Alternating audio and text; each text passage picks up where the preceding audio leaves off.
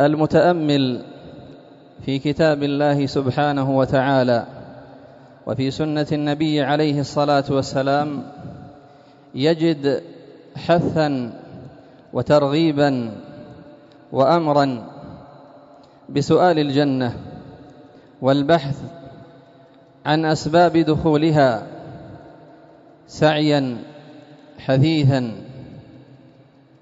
وجاء في السنة وفي القرآن شيئا من أوصافها ترغيبا للسائلين، ترغيبا للمشتاقين إلى الجنة. جاء في الصحيحين من حديث أبي هريرة رضي الله عنه أن النبي صلى الله عليه وعلى آله وصحبه وسلم قال: قال الله جل وعلا: فيها ما لا عين رأت أعددت لعبادي الصالحين، ما لا عين رأت ولا أذن سمعت ولا خطر على قلب بشر. هذا ليشمر المشمرون الصالحون في طلب الجنة. وذكر الله سبحانه وتعالى شيئا من أنهارها وشيئا من ثمارها ومما يكون فيها. قال الله سبحانه وتعالى في كتابه الكريم: مثل الجنة التي وعد المتقون تجري من تحتها الأنهار أكلها دائم وظلها تلك عقبى الذين اتقوا وعقبى الكافرين النار.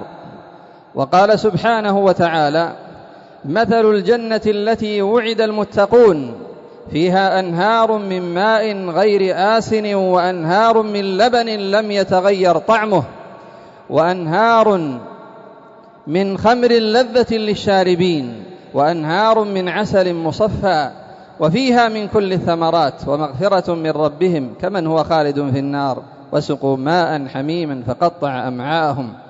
أنهار من ماء وأنهار من لبن وأنهار من خمر، خمر ليس كخمر الدنيا يذهب العقل ويمرضه ويمرض البدن،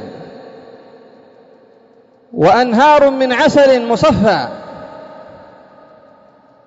تشويقا وترغيبا لسؤالها والبحث والسعي في أسباب دخولها.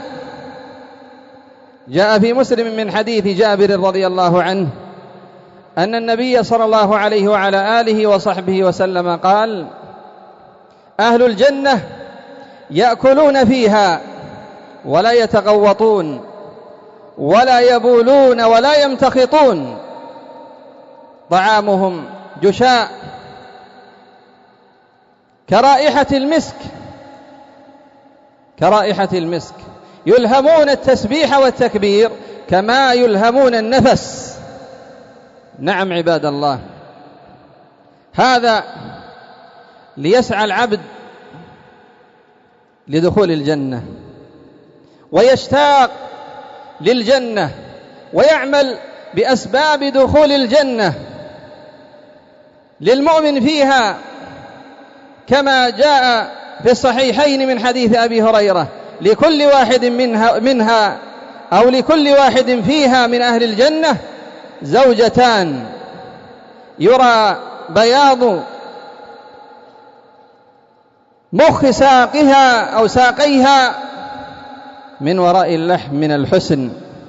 نعم عباد الله،